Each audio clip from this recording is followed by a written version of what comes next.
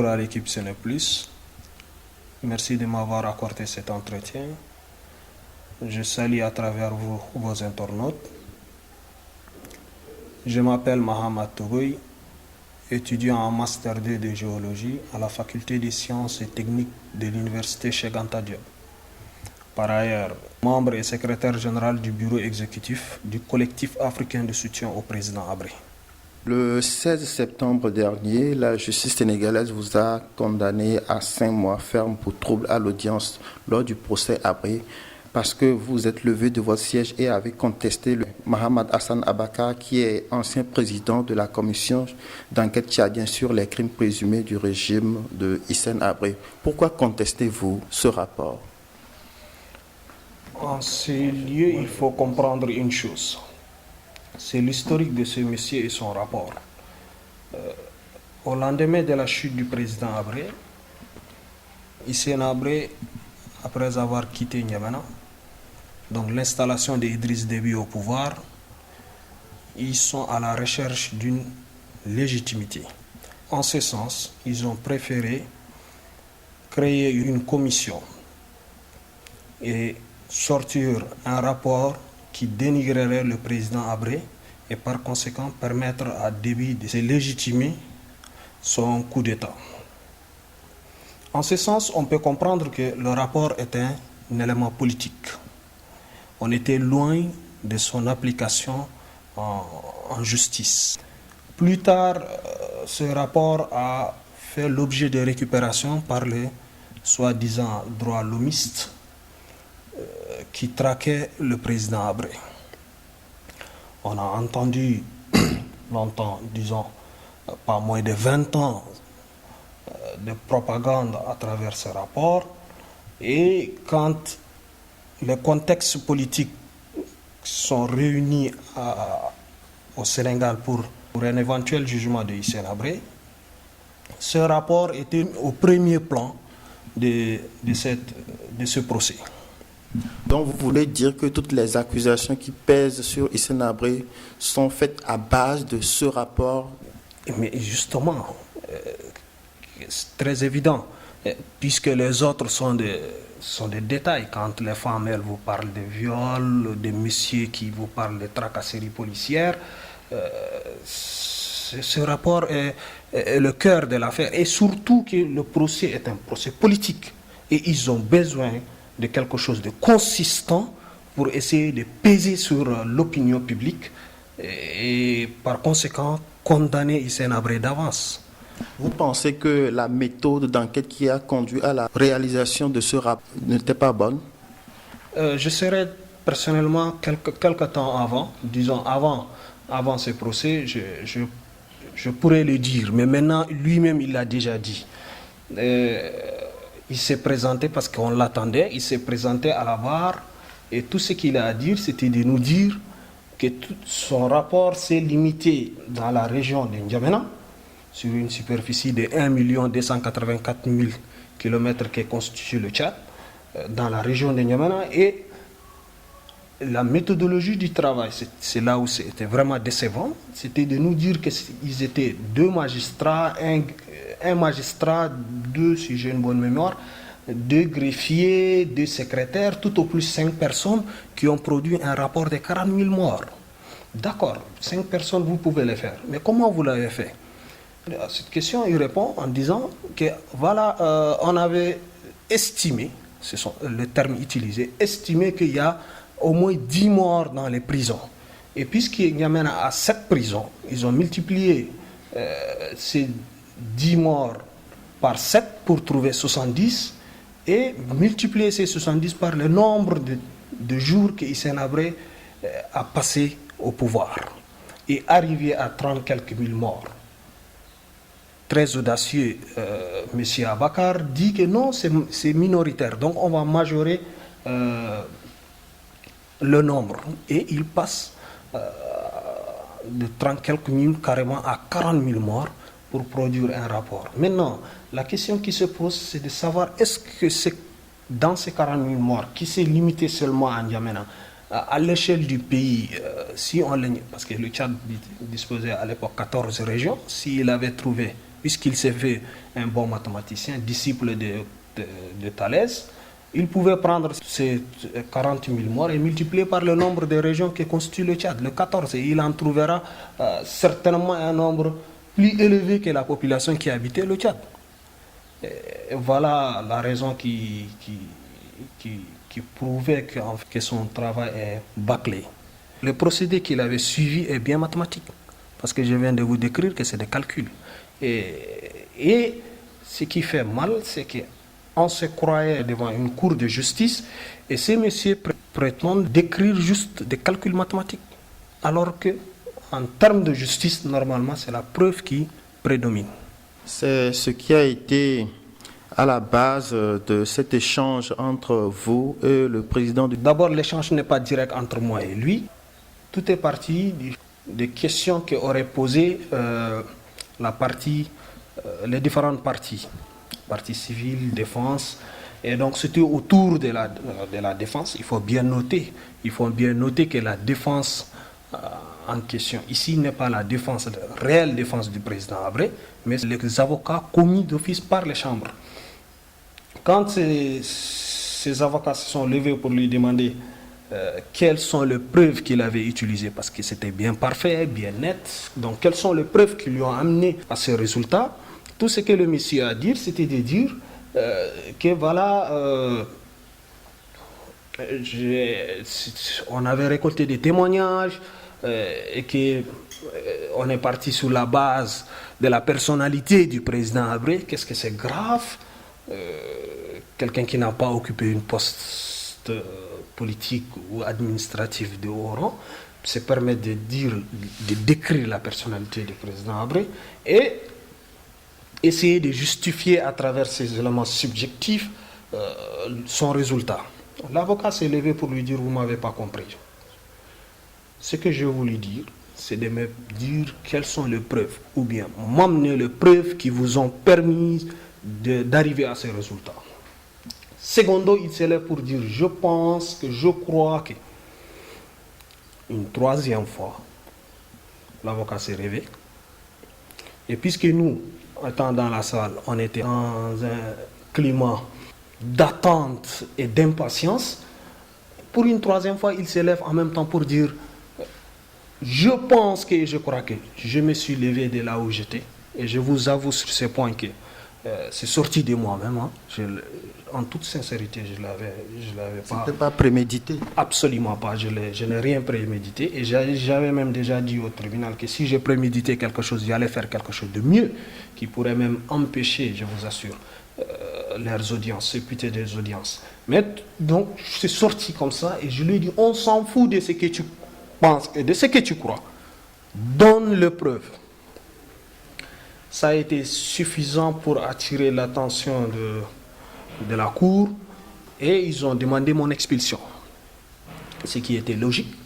Alors donc, des gendarmes se sont rapprochés pour me conduire vers la porte. Et bien sûr, j'ai même ajouté que c'était un menteur. Et je l'ai bien dit que c'était un menteur. Et puisqu'il est un menteur, je l'ai réaffirmé. Et arrivé à la porte, le moment où même déjà, au moment de sortir de la salle, c'est là où je crois fermement que c'est le procureur Mbaké Fall, qui me connaît très bien, a demandé au président de la cour de me faire venir à la barre, ce qui était volontiers pour ma part. Vous avez été jugé et condamné à 5 mois ferme après cet incident. Comment avez-vous vécu cette expérience de la prison? Une fois la sentence confirmée, ils m'ont conduit, donc, comme tout prisonnier, à la prison de Rebus. À la fameuse prison de Rebus, d'ailleurs, qui fait pas mal les polémiques ces derniers temps. Et on m'a conduit en tant que prisonnier condamné dans le secteur de condamnés à la chambre 39. Croyez-moi, je l'ai vécu personnellement très mal. Très mal en ce sens que le milieu est un milieu abominable, le mot je le pèse, insupportable, je peux même dire inhumain. Inhumain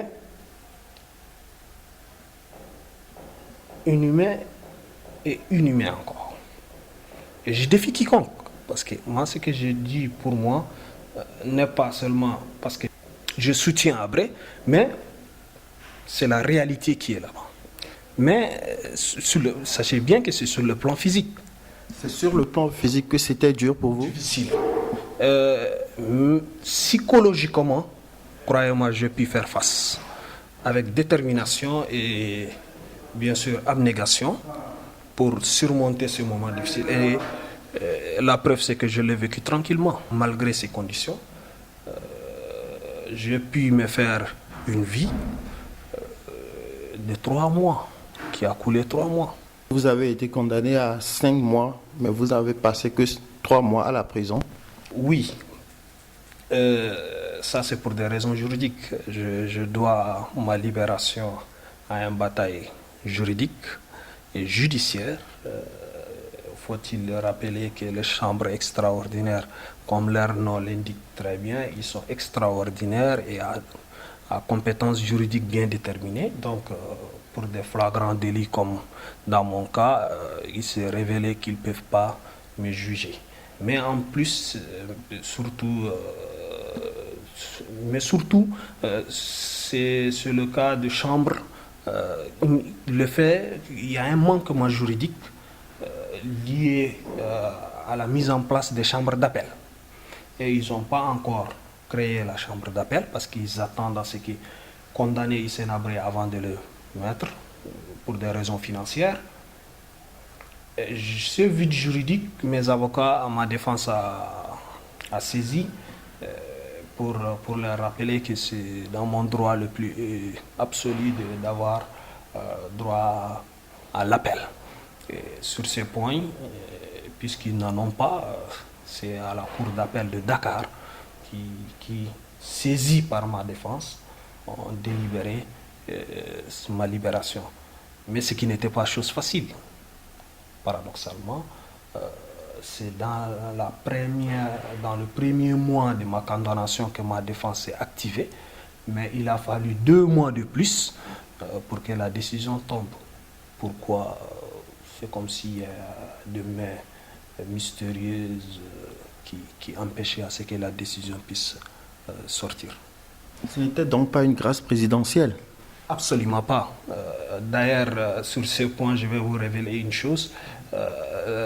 La Chambre africaine extraordinaire s'est permis de proposer, dans un compromis, permis de proposer à ma défense d'écrire une demande de grâce au président de la République, Macky Sall, pour qu'il puisse me libérer. Et heureusement, mon avocat connaît très bien mon état d'esprit et il leur a tout de suite souligné que ces gens ne peuvent pas accepter des grâces. Donc je ne pouvais pas, le faire. Donc c'est à vous de voir comment vous pouvez nous aider à avoir raison à travers les lois, mais non de négocier. Parce que très vite, il a compris que c'était une négociation pour que la Chambre puisse garder sa légitimité par rapport à ma décision et avoir raison par ma libération. Et c'est une option qu'on a catégoriquement rejetée. Mohamed Togoy, je rappelle que vous êtes le secrétaire général du secrétariat exécutif du collectif au soutien président Habré. Pendant les 3 mois de détention, quelles étaient vos occupations à la prison? Comme vous le savez, en prison, il ne peut y avoir d'autres occupations que de passer toute la journée dans les chambres. Mais toutefois, moi, je me suis organisé à travers quelques œuvres sociales qu'il propose d'occuper mes journées. Et ça, c'est lié à mes convictions et c'est plus lié à mes caractères. Quand je dis à caractère, parce que la manière dont je pouvais me prendre face à des situations. Arrivé là-bas, je passais 3 jours dans la chambre et après j'ai demandé tout de suite de la maison qu'on m'amène quelques œuvres. On me les a amenées quelque temps. Je me suis tout de suite rendu compte qu'il y a une bibliothèque dans la prison. Et je me suis rapproché auprès de des bibliothécaires pour essayer de voir comment on pouvait procurer des œuvres pour la lecture. Et donc l'essentiel, je l'ai passé dans la lecture, heureusement aussi, parce que je lis pas mal les œuvres. D'ailleurs, je fais le record de la lecture, le record personnel de la lecture des œuvres à un intervalle de temps. Et donc l'essentiel, ça se résume à ça. Mais ce qu'il ne faut pas oublier, c'est que la prison de Rebeuss a ses réalités. Malheureusement, c'est une prison sur 100 fois 100, donc un carré de 100 mètres. Nous sommes pas moins de 2500 détenus, partagés entre 46-47 chambres de dimensions variées, dont des dimensions variées, condensées dans de petits espaces de cellules. À titre d'exemple, la cellule que moi j'y habitais est la chambre 39 qui mesure 6 de longueur et 4 mètres de largeur. Nous ne sommes pas moins de 50 personnes. Et dans ça, nous avons les toilettes à l'intérieur, nos fourneaux de chauffage à l'intérieur, sans parler de nos bagages. Et on vivait dans des conditions, comme je viens de le dire, carrément inhumaines, en ce sens que nous vivons avec les cafards, notre toilette est à l'intérieur, il n'y a pas de bagages de couchage, il y a des poux, et ce qu'on appelait dans le jargon de détenus, paquetage. On se couchait en paquetage, c'est-à-dire l'un collé sur l'autre. Et croyez-moi, c'était cauchemardesque. C'était horrible. Alors, est-ce que vous vous êtes fait des amis à la prison parmi les détenus? Effectivement, comme dans tout ce genre de situation, si vous êtes un peu ouvert, vous pouvez faire pas mal les amis. Heureusement, c'est ce qui est mon cas. D'abord, très vite, puisque mon jugement a fait un peu la une de journaux, pas mal de gens qui ont appris, donc ils ont demandé dans quelle chambre je suis. Et pendant les cours, c'est-à-dire les sorties à la cour, on a 3 heures de temps par jour. On a 3 heures de temps par jour pour prendre de l'air, ce qu'ils appellent ça. On nous fait sortir des cellules juste de 9h à midi. On pouvait prendre de l'air et cohabiter avec les gens, s'échanger avec des amis. Et donc, dans cette circonstance, j'ai pu avoir très vite des amis politiques. Les membres du groupe, les étudiants des mails du PDS, le mouvement étudiant et élèves libéraux, surtout en particulier le président lui-même, Victor Sadio Diouf, et ses amis. C'est des amis magnifiques. Je salue de passage leur courage à tenir parce qu'ils avaient 8 mois avant moi. Et aussi quelques amis du Parti socialiste qui sont là pour d'autres raisons, mais aussi des personnes de conviction personnelle qui sont là en prison que pour des raisons entre guillemets politiques. Et aussi des amis que je vivais avec eux dans la chambre. Je rencontrais pas mal de gens qui sont très cool, très cool. Ils sont ouverts, qui discutent, mais aussi j'ai vu des gens qui ne comprennent pas pratiquement qu'un étranger puisse être là que pour d'autres choses que drogue, banditisme. Et je les ai fait tout de suite comprendre que c'est l'Afrique. Je peux bien rester au Sénégal et militer. Et je crois que je me suis fait comprendre. Quel est l'impact de cet épisode-là sur votre vie? Effectivement, l'impact n'est peut-être que positif. Bien sûr, quand on vous met dans des conditions difficiles, c'est de vous forger.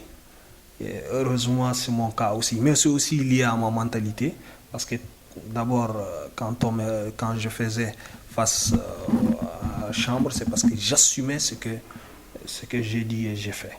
Alors, m'amener en prison et pleurnicher, il n'est pas de mon genre. J'ai tout de suite tenu le moral haut et faire face à la situation. Et donc, je faisais même de temps en temps mes jogging, jouer un peu au foot, hormis la lecture bien sûr, de temps en temps essayer de s'échanger avec des amis. Et surtout cette expérience qui était liée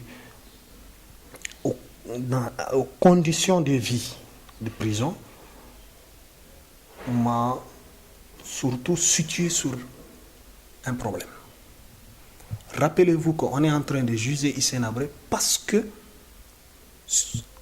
l'homme semble avoir commis des crimes dans des prisons, conditions inhumaines, abominables. On avait tout dit. Mais voilà, au cœur de Dakar, je ne dis pas aux années 80, parce qu'à l'époque d'Hissène Habré, c'était aux années 80. Mais aujourd'hui, à l'heure où je vous parle, au cœur de Dakar, il y a une telle prison, pire, je dis bien pire que ce qu'on reprochait à Hissène Habré. Je défie quiconque, et ça c'est pour montrer toute ma sincérité, je défie quiconque de mettre le pied là-bas et regarder les conditions. D'ailleurs, à travers Hissène Habré, on est en train d'insulter tous les Tchadiens. Et c'est ce qui fait le plus mal. Je défie les politiciens qui racontent chaque jour, qui soutiennent l'affaire Habré, en particulier ceux qui sont du mouvance présidentielle, de les mettre le pied là-bas et regarder ce qui se passe. Et je vous dis qu'il y a des cas de morts 2 ou 3 fois par semaine et c'est un non-événement. Et ça, c'est grave. Et c'est très grave. Et sur ces points, ça m'a ouvert les yeux. Tous ceux qui sont en train de dire sur le Tchad, sur Hissène Habré et sur son peuple, n'est rien d'autre que des propagandes liées pour des raisons justement que nous on le sait déjà, pour des raisons politiques. Vous êtes étudiant, est-ce que le passage à la prison n'a pas affecté vos études? Avec regret, je vous l'ai dit, ça a beaucoup affecté. D'abord, j'ai perdu beaucoup de temps. Les 3 mois étaient suffisants parce que c'est la phase cruciale, en quelque sorte, de ce master que je fais. D'abord, heureusement que j'ai fini tout ce qui est des modules avant juste mon arrestation, mais il devrait avoir un rapport de terrain et chercher un sujet de mémoire, rédiger le mémoire et déposer ce mémoire au plus tard, normalement mars-avril, pour avoir une chance d'arriver à mon objectif. C'est celui de s'inscrire l'année prochaine en thèse. Et malheureusement, tout ce projet est compromis au grand plaisir de Mbacké Fall. Alors, si c'était à refaire, vous aurez fait la même chose, contester devant la cour le rapport de M. Abakar? Oui et non. Non, parce que je ne veux pas répéter parce que non seulement c'est inutile, mais aussi la bonne éducation veut que quelqu'un qui est bien éduqué, qui a du respect, qui est poli, respectueux, ne puisse perturber les audiences ou aller défier des aînés. Sur ce sens, je vous avoue que c'est pas bien. Mais pour faire face au rapport, eh bien oui, plus que jamais déterminé. Parce que je l'ai eu et il me reste de le démonter totalement. Je ne sais pas par quelle occasion je l'aurai, je ne le sais pas encore, mais le travail vient de commencer. Il faut que j'arrive un jour à l'achever, Inch'Allah. Le rapport de M. Abakar fait état de 40 000 morts. Si vous contestez le chiffre, est-ce qu'également vous pouvez dire que le président Habré est blanc comme neige de ce qu'on lui reproche? Je vais être sincère avec vous sur ce point. Nul ne peut être blanche-neige après avoir dirigé un pays. On a vu même dans des pays les plus démocratiques, entre guillemets, il y a eu toujours des dérapages du régime. Loin de Hissène Habré, parce que Hissène Habré, à l'époque, il était en guerre. Le pays était en guerre, et guerre civile d'abord, interne. Il a fallu que les rebelles se battent entre eux, et Hissène Habré s'accapare du pouvoir, ok. Après, c'est l'envahissement de la Libye. Et c'est là où l'histoire réelle doit être dite. Parce que les collaborateurs, les Libyens agissaient à travers des Tchadiens. Et ces Tchadiens, qu'est-ce qui était leur part de responsabilité? Et comment le service régalien de l'État s'est comporté vis-à-vis d'eux? Parce qu'un État doit d'abord se protéger et protéger le régime. Donc, sur ce point, certainement, l'appareil sécuritaire a fait plus ou moins bien son travail. Les politiques, plus ou moins, avaient défini une stratégie de défense. Et tout ça, ça inclurait, ça peut inclure des victimes, entre guillemets, je peux dire, parce que est-ce qu'ils sont vraiment victimes? Et ceci pouvait peut-être amener à comprendre que Hissène Habré, ce qui pourrait amener à dire que Hissène Habré n'est pas blanc comme neige. Mais toutefois, c'est les circonstances qui nous importent en fait. Les Sénégalais, qu'est-ce qu'ils peuvent comprendre dans ce procès? Qu'est-ce qu'ils peuvent comprendre dans cette affaire de 40 000 morts? Par contre, un Tchadien, il le sait. Il le sent. Il peut même le vivre. Parce que chacun de nous, les parents étaient d'un côté ou de l'autre côté. Et donc, seule une situation qu'on avait toujours demandé, une situation de justice basée sur le modèle du genre TPIR qu'on avait fait au Rwanda, réunissant tous les fils du Tchad, pouvait éclairer ce qu'on pouvait reprocher à Hissène Habré. Et sur ce point, nous serons d'accord. Mohamed Togoy, vous êtes le secrétaire général du bureau exécutif du collectif africain au soutien du président Hissène Habré. CNePlus.com vous remercie d'être passé. Merci beaucoup et je remercie beaucoup l'équipe de CNePlus. Et bien sûr, je n'oublierai pas une fois de plus vos internautes. Je les souhaite les meilleurs vœux par l'occasion pour l'année 2016, qu'il soit une année de bonheur, de justice et surtout des gens comme moi qui veulent réussir, qu'il soit une bonne année de réussite. Merci beaucoup.